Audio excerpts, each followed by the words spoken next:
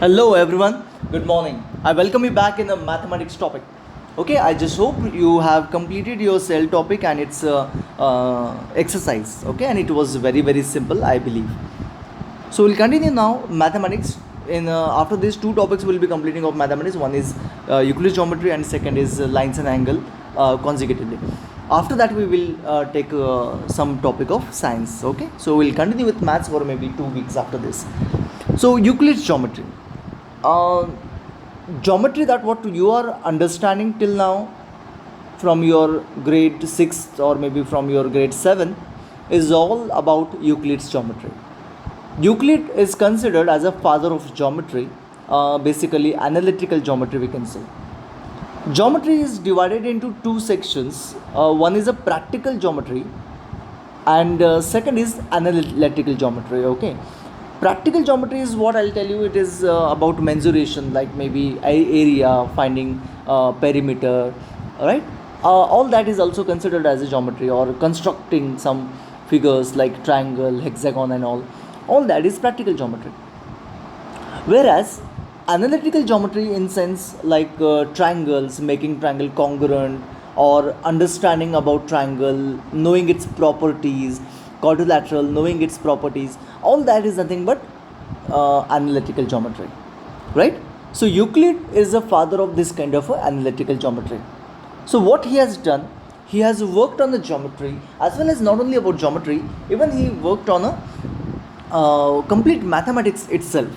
Okay, so many different definitions he has given in his book, and that what we have got to study as a Euclid geometry. It's a very small topic, let me tell you, very less number of questions. Just to know about Euclid geometry, we have got this all things. Okay, so let us first of all understand that what exactly he has done. So understand it. One thing one should know, in case if I ask you what is point, if I ask you what is point, or if I just tell you, tell me what is this blue color dot what you could find on the screen, what is it? You will easily say that it is a point. If I take a black color and if I just draw something like this, and if I ask you what is this now, you will say yes sir, it is a point as well. So now if I take in this way and if I draw like this, and now if I ask you what is this, so you will say again sir, yes it is a point. So I hope you understand, I hope you understand right now here on the board that the point is not well defined. Anyhow I take, you will consider it as a point. Not only that, if I take a two lines intersect each other at this particular section, what do you call this one as? Again a point. So what I want to say is, point is something which is not defined, right? There are modern definitions for the point, like it's a geometrical figure who doesn't have length as well as breadth, called as a point. The sharpest dot on the paper, plain paper, is called as a point. So there are modern definitions, but basically let me tell you, a point has got no specific definition. That's the reason we accept point as it is. So when I say that this has a point, you will say yes. If I say this has a point, you will say yes. You will say this has a point, yes. And here, yes. So we are accepting it as it is, without any specific definition. So something we accept without any definition is called as an axiom. Okay, assumption, axiom. So Euclid has given such kind of axioms which we need to accept as it is without any definition or without asking why. If you accept those concepts as it is without asking why, then we can build a great concept based on the same axioms. So let us have a discussion about axioms said by Euclid. So today we are just going to discuss about the axioms, and from tomorrow we will start solving the questions. So I will give you, I will make you understand all these axioms, 7 axioms one by one, as well as its mathematical approach. Okay, both the things. And you will say, what nonsense is this? Why Euclid has given this kind of axioms? Okay, you will 100% say that. You will understand now why I'm saying this. The first axiom, let us discuss. The first axiom is, things that are equal to the same thing are equal to one another. Things that are equal to the same thing are equal to one another. Okay, मतलब क्या है पता है? देखो, things which are equal to the same thing, मतलब a is equals to 10 and b is also equal to 10. These are the things which are equal to the same things, then they are equal to one another, then we say that a is equals to b. है ना foolishness? Okay, this is what the Euclid said. You need to remember this. You need to remember it. Things that are equal to the same thing are equal to one another. The language also, you have to keep it as it is. As it is. So keep that in mind. There are so many times the examiner asks the question like that, give three postulates of three axioms of Euclid. So you have to state these axioms, okay, clearly. So again I repeat, देखो, things which are equal to the same thing are equal to one another. इसका और एक approach भी हो सकता है.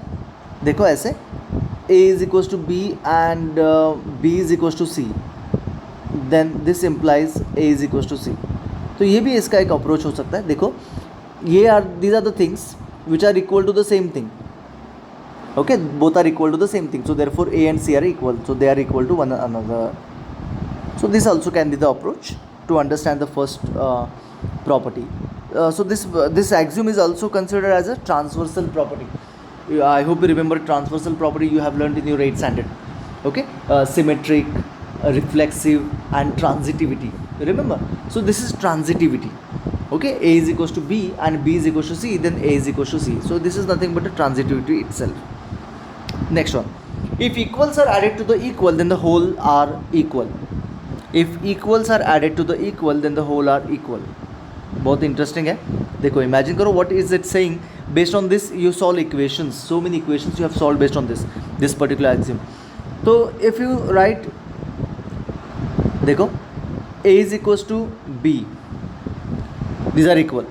Equals are added to the equal. That means if I add 3 to a and b में भी अगर मैंने 3 ऐड कर दिया तो ये भी क्या हो जाते हैं, इक्वल ही रहते हैं.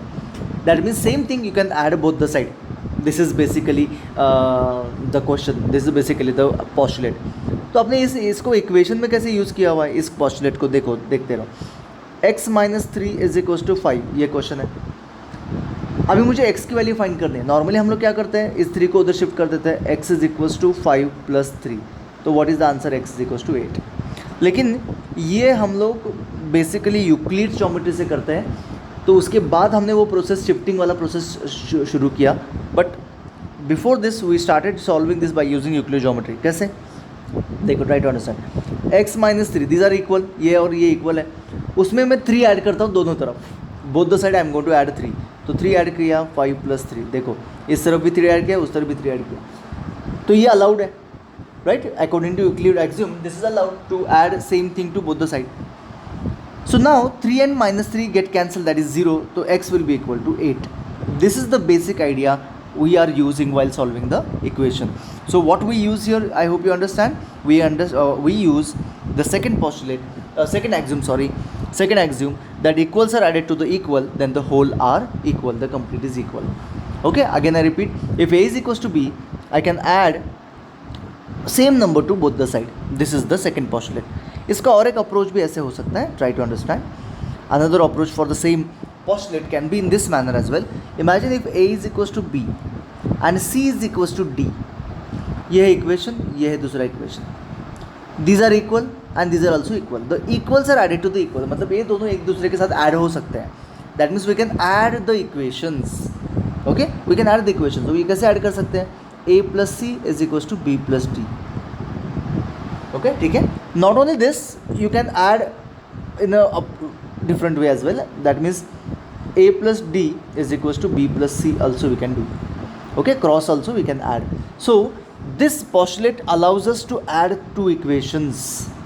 Okay, and this really helps in all the questions in the geometry as well as in mathematics. Okay, adding two equations, isn't it? You must have done that, or you must be doing it in the next topic after this, adding two equations and all. And I don't know whether in 8th standard you have done it or no, but I'm teaching 8th standard right now, and I'm using it, adding two equations, and I'm surely using it. So you must have used it as well. But anyway, we are going to see it on that. ठीक है, तो second postulate भी खत्म हो गया. You understood it. Same thing, third one, if equal is subtracted from the equal, then the remaining are equal. Remainders, that means whatever is remaining, that are equal. That means if a is equals to b, then a minus 3 is also equal to b minus 3. जैसे addition के लिए वैसे subtraction के लिए भी है. इसका भी हम लोग किस में करते हैं? We use this in the equation. कैसे यूज़ करते हैं? देखो, x plus 5 is equals to 7. तो imagine if I subtract 5 from both the side, तो x plus 5 minus 5 is equal to 7 minus 5. Right? So it is x is equals to 2 we get. That's it. So very simple. Right or no? इसका और एक approach भी ऐसे हो सकता है. If a is equals to b and c is equals to d, we can easily say that a minus c is equals to b minus d. That means I can subtract the two equations as well. Okay? So third one is simple. Things which coincide with one another are equal to one another. That means if this, here is a triangle, if I draw it on the paper, and here is another triangle, if I draw it on the paper, and if I cut both the triangles and if I put one above the other, and if it exactly coincides, then they are equal. Things which coincide with one another are equal to one another. Like your two palm, okay, your two hands are exactly equal to one another. If you allow your two palm to exactly match with one another, it exactly coincides. It covers the other exactly. So we consider our two palms are exactly equal. Okay, so he says in the geometry also this happens, that things which are coincide with one another, they are always equal. वो हमेशा क्या रहेंगे? Equal रहेंगे. तो कोई भी side हो, कोई भी लेंथ हो, जैसे कि ये वाली लेंथ एंड ये वाली लेंथ, ए बी एंड यहाँ पे है P Q. If A B and P Q एक दूसरे के ऊपर एग्जैक्टली फिट हो जाए, तो वो हम लोग उसको क्या बोलेंगे? कॉन्ग्रुएंट बोलेंगे या फिर इक्वल बोलेंगे. राइट? गुड. ये बहुत इंटरेस्टिंग सा पोस्टुलेट एक्सियोम है. सबसे छोटा axiom, whole is greater than the part. बहुत इंटरेस्टिंग है. Whole is greater than the part मतलब आपके पास एक स्टिक है. देखो कैसे, कितना उसने सोचा है, कितना डीप सोचा है ना. देखो, एक स्टिक है ऐसे वाली, ठीक है, उसको मैंने तोड़ दिया.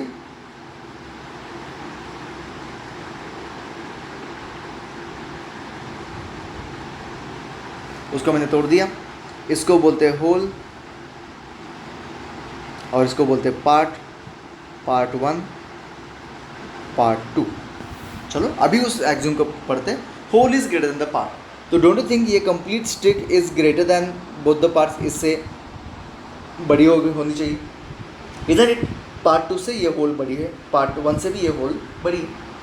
सिंपल सी बात है, बहुत ईजी एक्सियोम है. फिर भी इसको मैथमेटिकल अप्रोच हम लोग देखते हैं कि how we are going to look at this particular axiom mathematically. Imagine करो कि 8 इज इक्वल्स टू 5 + 3. इमेजिन क्या, ये तो है ही. राइट? 8 इज इक्वल्स टू 5 + 3, बराबर है ना.